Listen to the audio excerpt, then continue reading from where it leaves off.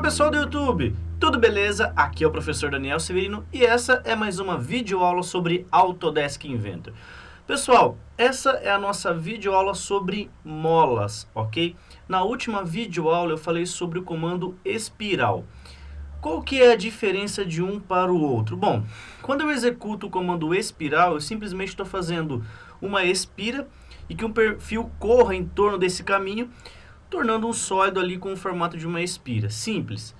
Bom, já o comando mola, pessoal, tem alguns atributos em relação à carga, em relação a dimensionamento de espira ativa, diâmetro de espira. Bom, é um pouco mais complexo do que simplesmente inserir esse componente. Bom, a primeira coisa que nós temos que fazer é o seguinte: passar para o módulo de montagem. Sendo assim, eu fiz uma montagem com uma sapata de 100 por 100 milímetros, ok? Com um pino central de 2 polegadas de diâmetro e com um comprimento total de 150 milímetros, ok? Bom, então vamos lá. Fiz a montagem, fiz a restrição de centro e fiz uma restrição em relação à face. Minha peça pode se locomover aqui em relação a esse eixo. Beleza. Então eu venho dentro aqui da aba, pessoal, projeto. Ok? Nós já falamos sobre essa aba quando nós inserimos conexões parafusadas, quando nós criamos as engrenagens, fizemos as análises. E dentro desse meu conjunto, ok? Eu tenho o meu grupo de mola, certo? Bom, para você selecionar uma mola, você tem que tomar um cuidado. Existem 4 tipos de molas dentro aqui do Inventor. O primeiro é compressão, ok? Ele vai receber uma carga em cima de algumas superfícies, ele vai comprimir, ok?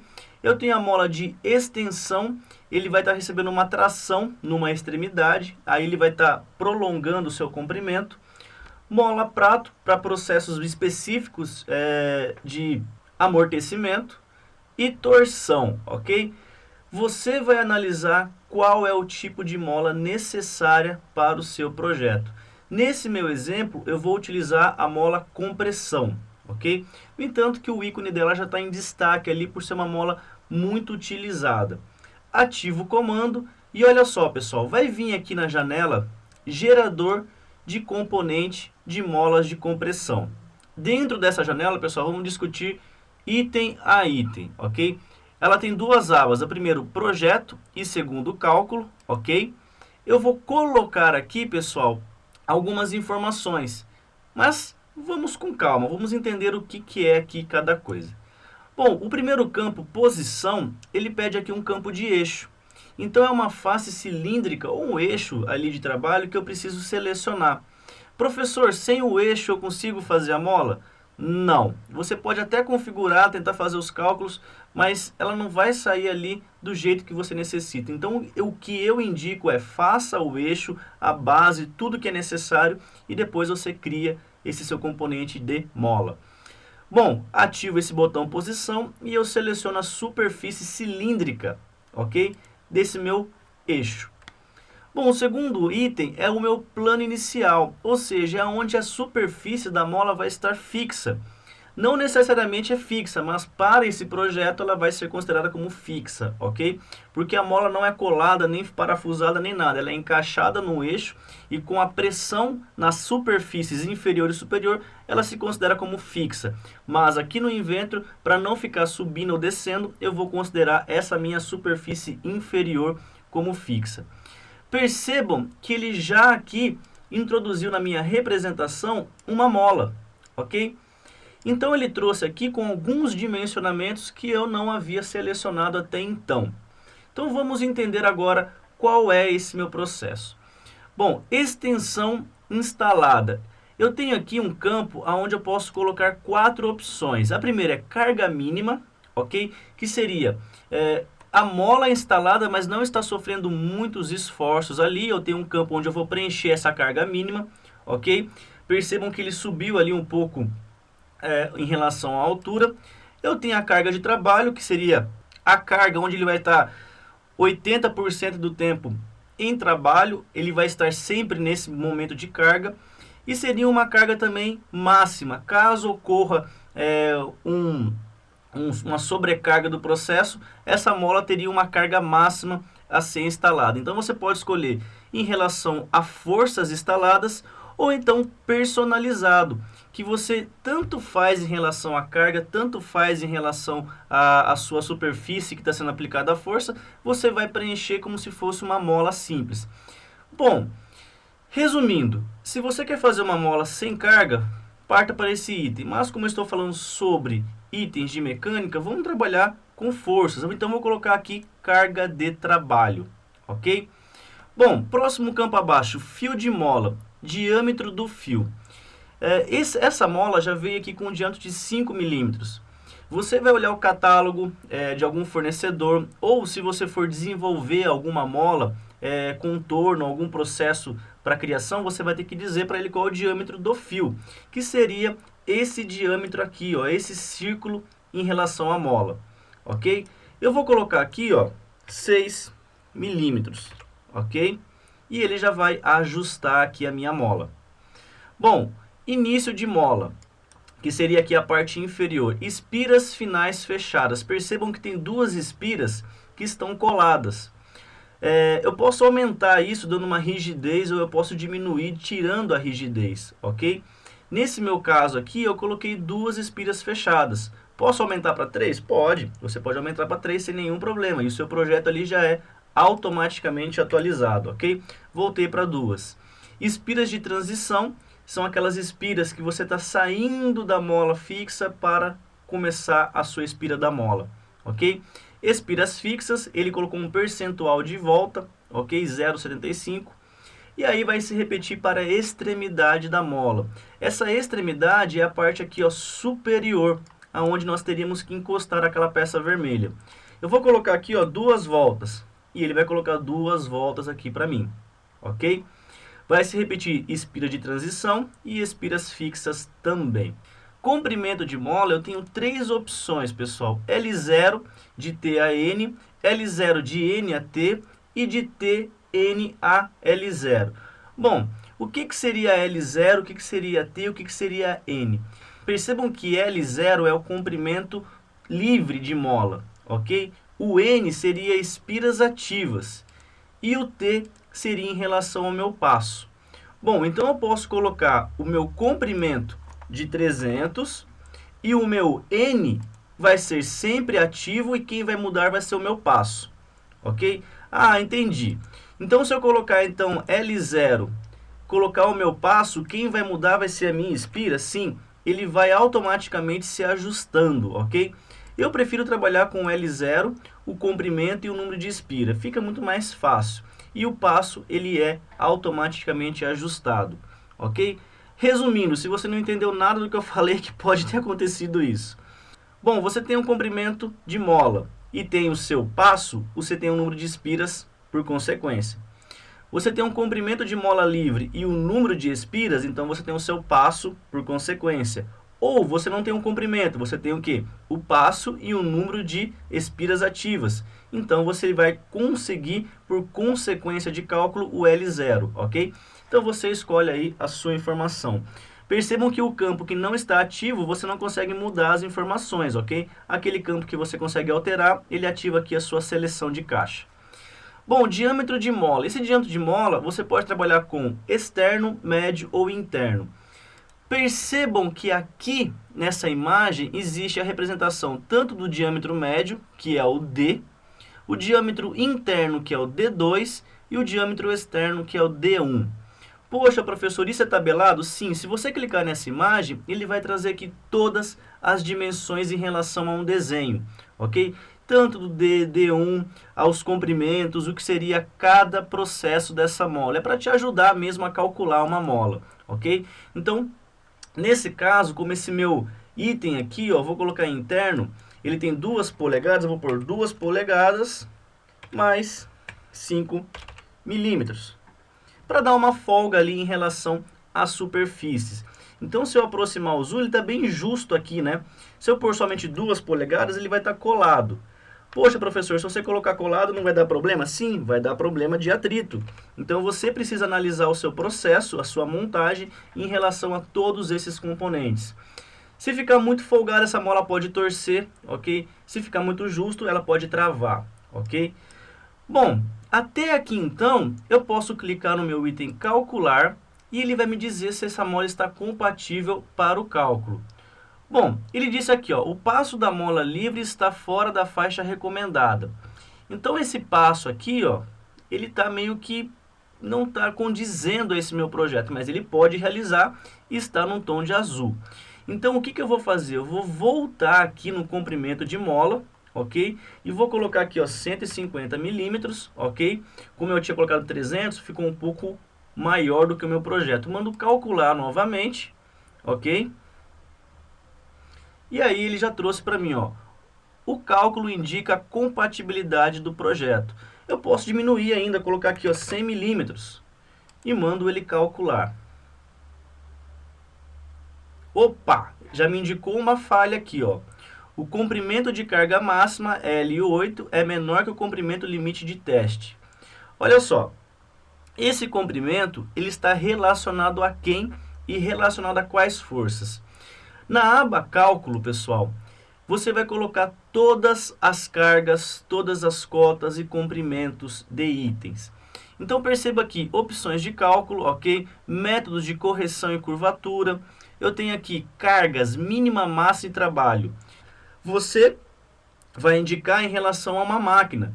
Se a sua máquina tem aproximadamente 400 quilos, ok? Você vai colocar 4 sapatas. Então, em cada sapata terá 100 quilos. Se você for representar isso em newtons, será 1000 newtons para cada mola, ok? Então, você faz o cálculo em relação à sua estrutura. Aqui no caso, eu vou diminuir um pouco a minha carga e vou aumentar os meus comprimentos. Eu vou colocar aqui a carga mínima, 120 newtons, ok? Carga máxima, eu vou colocar 280 newtons. E a carga de trabalho, eu vou colocar aqui 220 newtons. O diâmetro do fio eu vou deixar 6 milímetros e o comprimento da mola eu vou deixar 120 milímetros. Percebam que se eu aumentar essa janela, ele vai me indicar aquele erro de novo, ok? Só que agora vamos pedir para ele calcular novamente, ó. Vamos ver se ele vai ajustar e se ele vai corrigir para mim. Pronto. Pedi para ele calcular e ele ajustou para mim e esse item não tem mais nenhum problema, ok? Bom, ainda posso selecionar o material da mola, porque não é simplesmente criando uma mola de aço carbono ou ferro recozido, você tem que dizer uma mola de bronze ou uma mola de aço ou uma mola de fio de aço classe 1 ou 2, tem uma diferença. Então você precisa dizer para o projeto qual será esse material. Eu vou colocar aqui nesse meu processo qualquer item, eu vou colocar fio recozido aço, ok? Vou dar um ok e ele vai trocar todos os itens de tensão de tração, tensão de torção, módulo de elasticidade em relação ao meu material selecionado, ok? Beleza, verificação de empenamento, nesse caso eu posso habilitar esse meu item, porém eu não quero deixar a minha montagem com empenamento. Eu posso selecionar aqui, ó, montagem guiada, extremidades paralelas e fixo ou variável. Vou deixar desabilitado, ok? Carga de fadiga, caso você queira também habilitar essas cargas de fadiga, qual que é a vida útil, ou seja, quantos são os ciclos, né? Vida útil de mola e milhares de desvios. Você pode fazer por milhares de ciclos, enfim. Fator de segurança, ele colocou aqui para mim 1.2, que não está, quando está abaixo de 1, você pode considerar ali em relação fraco. Está acima de 1, você tem que ter uma relação. O que é fator de segurança? Se eu aguento ali 200 newtons, e se eu fosse, por exemplo, fator de segurança 2, ele poderia aguentar, teoricamente, 400 newtons, só que eu coloco um fator de segurança para baixo. Então, eu falo para ele trabalhar em relação ali a 300 newtons. Então, você vai ajustando, ok? Cotas de montagem, que são os meus itens, ok? E o meu fechamento aqui com os resultados com todos os itens. Espaço entre espiras, o meu passo de mola e assim por diante. Literalmente, é um cálculo realizado para molas. O que você teria que fazer à mão, colocar fórmulas, o Inventor está fazendo automaticamente. Quando eu confirmo com OK, ele vai fazer o seguinte: nome de arquivo, ele está criando esse arquivo mola, esse meu processo, confirmo com OK novamente, e ele vai trabalhar criando essa minha mola. A mola sendo criada, eu posso vir aqui na minha montagem, ok? Ela não tem movimentação para cima ou para baixo, porque ela está fixa na base. porém eu posso travar essa minha peça em relação à minha mola.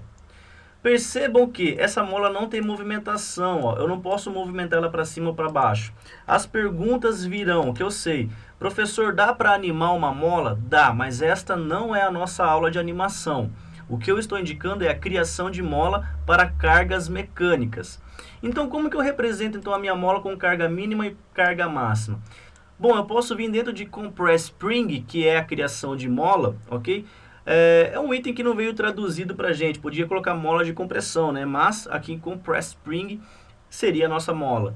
Botão direito, editar utilizando Design Accelerator. Bom, abri aquela minha janela e olha só o que eu faço, pessoal.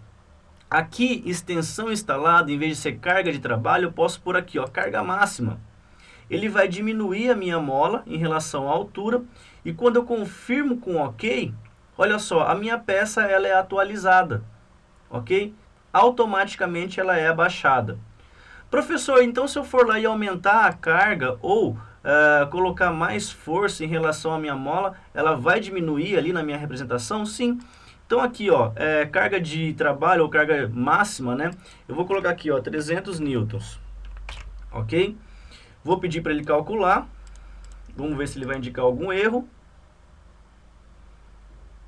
Não, acho que dá até para aumentar um pouco mais, colocar uns 400 newtons, vamos levar o processo ao extremo. Beleza, 400 newtons ele não indicou nada, posso dar um OK. E a minha mola vai ser atualizada.